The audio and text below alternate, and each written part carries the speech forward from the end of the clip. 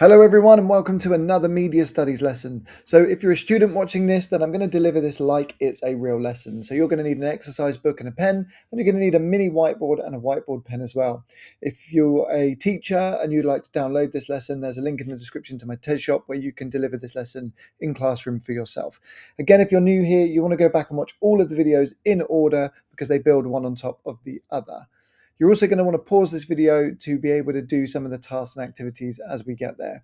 All of these lessons start with a 5-question low-stakes quiz. If you look in the top right corner, it says LSQ. That stands for low-stakes quiz. As my students are entering the classroom in silence, they know to look at the board and get the mini whiteboards out and answer these 5 questions. Well, I'm taking a register and making sure the folders are handed out and everybody's ready to go. So without further ado, pause the video here. Give yourself no more than 5 minutes to answer these questions. Okay, question number 1. Define the term polysemic. Well, that just means having multiple meanings. List 3 shot types. That's from camera work. So you could have anything from your framing, so that's close up, mid shots, long shots, the angle, which would be high or low, and then movement, which could be handheld, zoom, panning, stuff like that. Define the term signified. Well, the signified is the meaning or idea actually communicated. Okay, define the term symbol. Well, a symbol is any signifier with no direct link to what it signifies. So it's any signifier that's using connotation to create meaning. And then lastly, an icon. So that's any signifier that uses denotation to signify its meaning, usually when something looks like the thing it means. Using the image of an apple to signify an apple would be an icon. Using an image of an apple to signify health would be symbolic. Okay, so today's lesson 1.1.4, semiotic analysis. That's our overall kind of subject area. We're in the topic of media language. Today's lesson is mise-en-scene. Now, people pronounce this in different ways. Sometimes you'll probably hear me say mise-en-scene, being British and butchering the language, but it's a French term and I believe it's pronounced mise-en-scene. So our learning objective here to be able to apply the term mise-en-scene to the analysis of a media product. My students now, under my direction, would turn to the front of their books, write today's date, write the title. They just write the words mise-en-scene. They wouldn't write the learning objective. That's a waste of time. Just get the title and date down. Pause the video if you need to, 30 seconds maximum. Okay, what we do at this point is something known as a prerequisite knowledge check. What that means is there's no point in me teaching mise-en-scene if students don't understand denotation and connotation, because those are words that are going to come up within this lesson. So, on your mini whiteboards, and as fewer words as possible, in your own words, without looking in the back of your books, what does denotation mean? So denotation is the direct or literal meaning of a signifier. And what does the word connotation mean? So connotation is the implied, the suggested meaning. Okay, so what is the difference between high and low key lighting? So high key lighting is bright, highly saturated, and has low contrast. That means there's very few shadows. Everything's one level of brightness. Low key lighting is high contrast, so it has pools of light and really strong shadows, usually quite dark, but also has strong pools of light as well. It's going to be useful for this lesson. So if I'm confident my students know what they need, we would start with the content of this lesson. Now, my students like to write things down as soon as they see them. Rather than fight them on that, I say that's fine. So again, pause the video if you need to. You're adding this word here, mise-en-scene, with its definition, to the back of your books. Now, in the back of your books, you should have a terminology list with all the key words. Add this word to it. Pause the video if you need to. No more than 1 minute. So mise-en-scene is a fancy term that means everything in the scene. It's a good bit of terminology and it will really help show off your knowledge to the examiners. Mise-en-scene is French for placing on the stage. Now it refers to everything that appears in the frame of a media product, frame being everything we can see. So that's everything from the settings to the props, the costume, the hair and makeup, the colour, the positioning of the characters and objects, and the overall composition or layout. So it's about how all of these elements work together to communicate meaning. It's not just what the elements are, but also where they're placed. Another word we're going to need is juxtaposition. Again, pause the video and add this to your terminology lists at the back of your book. So, looking at this advert here for Transamerica Radio, here we have blurry city lights, perhaps it's car lights, which signifies the stress of a busy city at night. It connotes the noise, the hecticness, but that's juxtaposed or contrasted to the feeling of calm and isolation that the character is getting from listening to his music. The character himself is a trendy city type. His clothing, so the beanie, the open shirt, the loose-fitting tee, they all signify that he's not a formal businessman. Moreover, he's casual, he's a chill guy. So his tattoo, the beard, the one-strap man bag, they also help communicate the idea. Okay, this is where we would do a true, false, or possibly, something we've done in previous lessons. Again, if you're new here, I highly recommend you go back and watch all the old videos so you understand what some of these tasks and activities are. But this is more than just saying true or more than just saying false. You have to explain why. Now, in class, this is a bit more developed. We do this as a series of turn and talks where I would then ask students to feedback and there'd be a lively discussion in the classroom about whether or not we agree or disagree.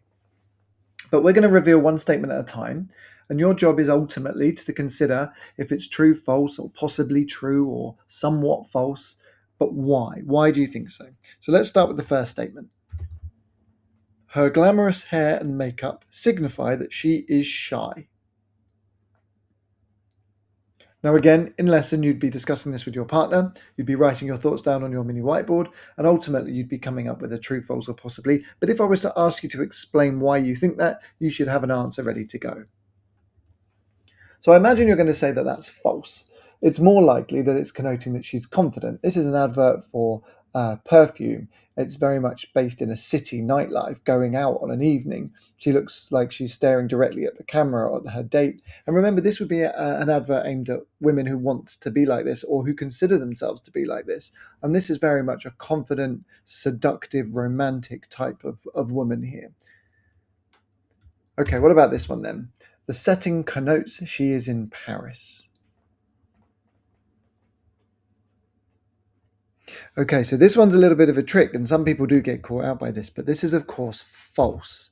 It would denote she's in Paris. Connote is suggested meaning, so it's a denotation. That's the Eiffel Tower, we're on the River Seine, we're in Paris. So the thing about that, though, in terms of mise-en-scene, is that the setting is helping to connote something. It's connoting the romance, because Paris is known as the city of love and romance, culturally anyway. Okay, next one. The red dress could signify death and violence. Okay, so this one's an interesting discussion point in lessons as well, because immediately you might think, well, no, this is a advert for perfume. However, possibly, I mean, it's very polysemic. The red is more likely to connote love and romance and passion, but the polysemic interpretation and reading draws on this thing called the femme fatale. It's the female killer, the seductive temptress who's going to seduce the man but then end up killing him afterwards, right? It's a very well-known character type that from those murder mysteries. It harks back all the way to like Lady Macbeth, but the seductive, kind of sultry, romantic, seductive, murderous type woman who's very exciting to be around. There's elements of that in there that could be read, especially if you link it to the word temptation and then some of the angular things on the bottle, like shiny, almost looks like a vial of poison, again at nighttime. So you could read a lot into this in terms of your interpretation, and there's nothing wrong with exploring those ideas. So again, possibly. Don't forget, this lesson is mise-en-scene. So we're talking about costume, we're talking about setting, we're talking about hair and makeup, we're talking about what those things might mean and your interpretation of those meanings in light of it being here an advert that's trying to sell a product. Okay, last one. The low-key lighting is part of the mise-en-scene. Okay, so this isn't something we've discussed just yet, but what do you think? Could lighting actually be part of mise-en-scene?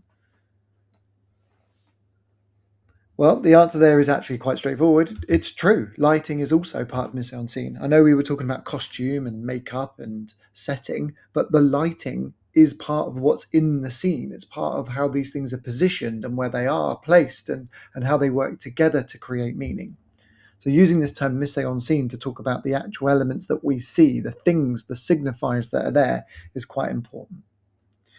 Okay, before we move on, at the front of your books, you're going to need to write about what we just explored. We already have definitions of these words at the back. At the front, we just need an explanation of what it means. That means we're going to have the definition wrapped up with examples and why it's important. So this should only take about 3, maximum of 4 minutes. And again, this is in full sentences at the front of your book. As always, here is a little bit of help to support you. I imagine most people do not need this. You're just discussing what we've been exploring so far. But there's some sentence stems there if you need them and keywords that you might want to include. Pause the video, 4 minutes. Go.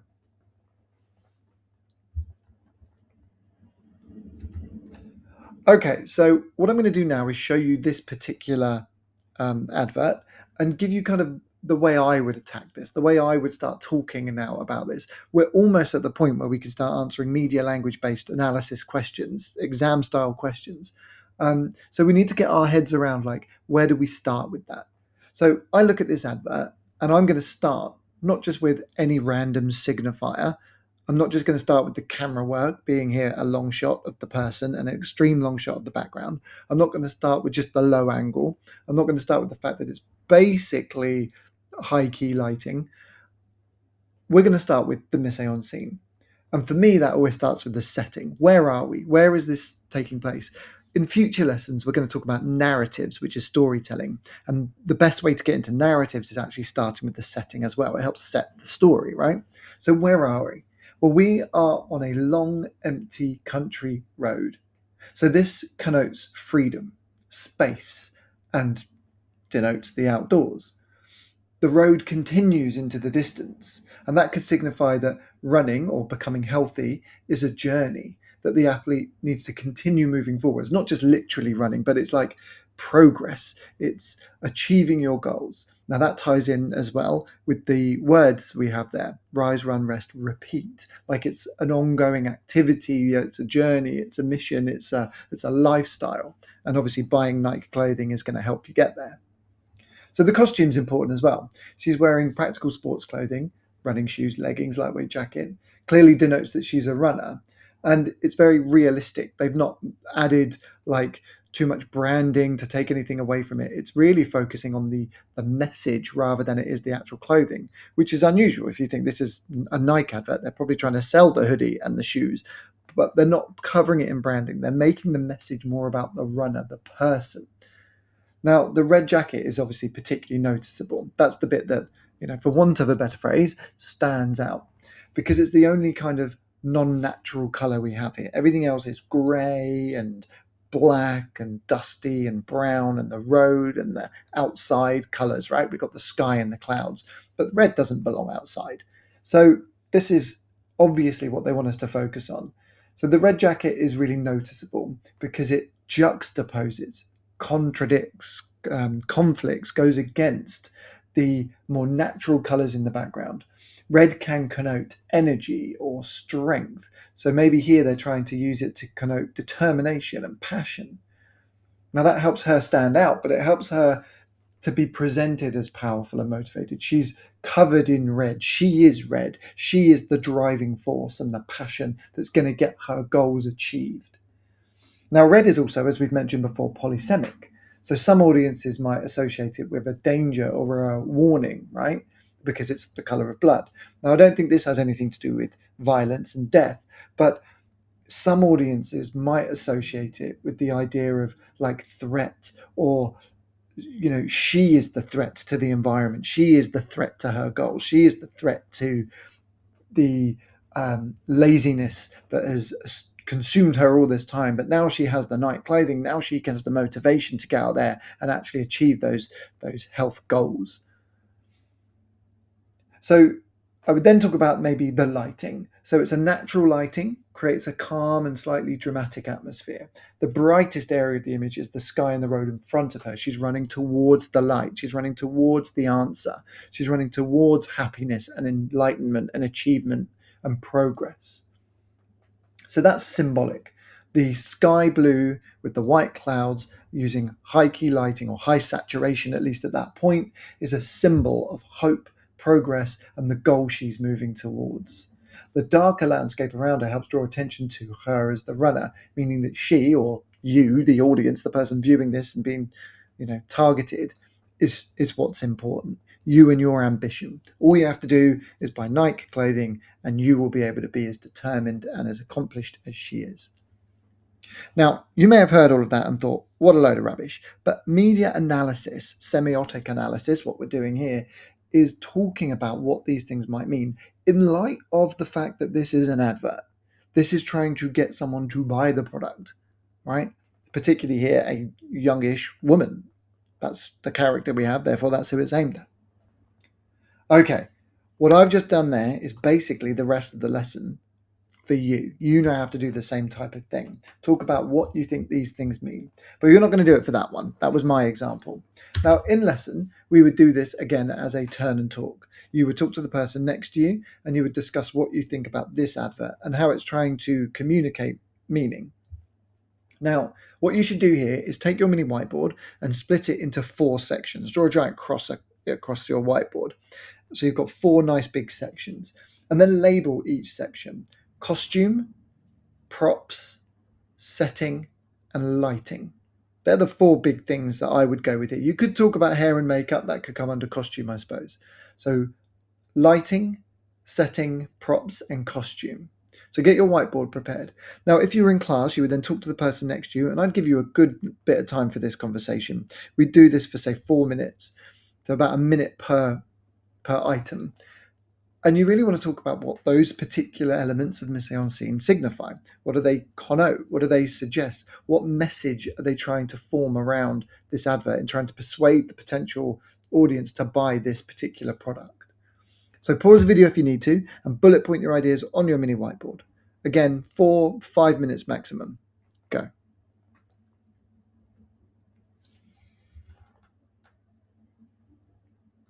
Okay, so what I would do next is I would take feedback from the class until I was satisfied that we all have some good solid ideas. Now, again, looking at this, the setting is this tropical island. It's an escape, it's a getaway, it's peace and tranquility. Now that's juxtaposed against the idea of doing the household chores. Laundry is one of those household jobs, right? That's laborious and boring and monotonous and maybe makes a housewife or a young woman with a family feel constrained or restricted. They can't escape because they have to keep on top of this repetitive daily task or at least weekly task of running their household.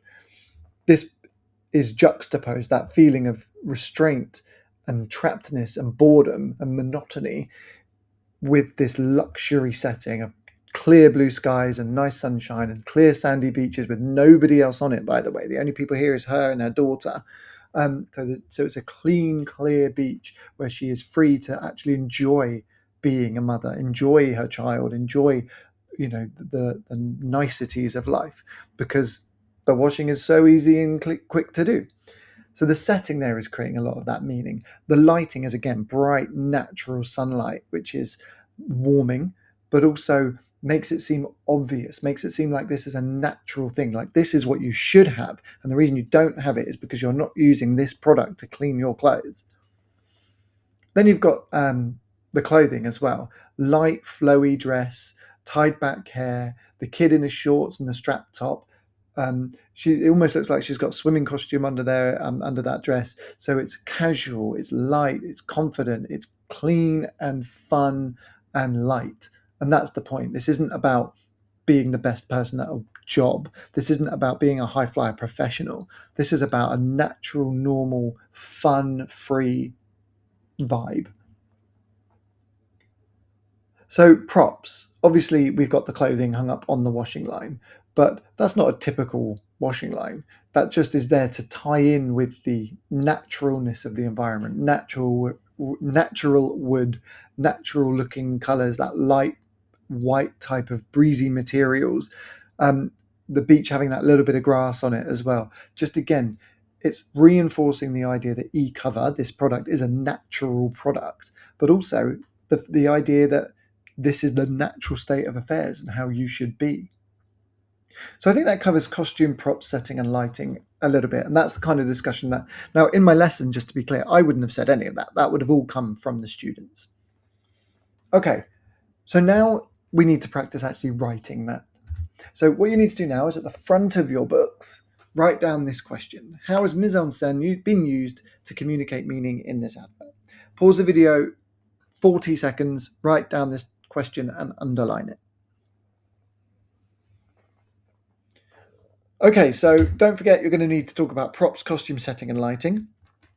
That will give you about 4 solid paragraphs. And the main thing as well is don't forget signifies, denotes, connotes, icons, and symbols, all of those key words. Can you talk about camera work as well? Yes. Can you talk about lighting specifics? Yes. High key, low key, contrast, saturation. Yes. You want to bring in everything we've learned about so far. So these paragraphs should be very, very detailed. 4 paragraphs, each one with a what can you see going on and what might it mean. In the future, I'm going to teach you how to write answers to questions properly. If you already know how to write extended response answers, so you've learned what, how, why, or whatever it might be in an English lesson or somewhere else, feel free to use that. There's not one way to do this. But yeah, later on, I'm going to get into how to answer questions structurally. For now, we just want to see if we can use the right kind of words and how much depth we can get into our answers. This is not just a listing exercise. You're not just saying there's this, there's that, there's that. You're explaining what those things are, what they might mean. And don't forget, if you want to extend and add depth, polysemic, what else could it mean? So for this, I think you need about 8 minutes. I wouldn't go any more than 10 minutes on this task. I'd want to be circulating the room, making sure students are on task, making sure they're getting their thoughts down. We're going to do it for this e-cover advert, the one you just discussed with your partner, or the one you wrote your own thoughts down for, or go back and re-listen to all the stuff I was just saying, my interpretation. That's just one interpretation. Obviously, there's a lot more. You can talk about color. I haven't mentioned that so much this lesson. You can talk about color, but we're not fussed overly about the color of the letters here. I would focus again, setting, costume, makeup, and then the actual props, the things in there. So pause the video if you need to. I'd go with 8 minutes and see how far you can get. That's just 2 minutes a paragraph. Go. So that does actually bring us to the end of this lesson. Semiotic analysis is what we've just done. We've analysed an advert and we've spoken about lots of different signifiers within it, lots of different aspects. All we've really added today is this level of depth in terms of what is mise-en-scene, gives us a bit of structure to work with. Now, I would imagine at this point there probably is time left in the lesson. And what I would do is move on to the extension activity, which would be to repeat the question, how is mise-en-scene used in this particular advert? And again, we could go through, I could put anything on the board here, magazine front covers, different adverts, computer game, video game cases, things like that. So there's lots of things we could repeat that for. And practice makes perfect. So the only thing here to do would be to make sure that you've actually learnt what we've learnt today. So before my students leave the room, I would actually pose them some questions that I'd want them to answer on their mini whiteboards. And the main question is, what is mise-en-scene? Now, hopefully you're saying things like props, costumes, setting, camera work, lighting, color, all of the aspects of the media product that could help communicate meaning. Thank you very much for watching. I hope you've enjoyed this lesson. Again, like and subscribe. It just helps other people find it. If you want to download this PowerPoint to deliver it for yourself, if you're a teacher, then the link in the description takes you to my TES Shop.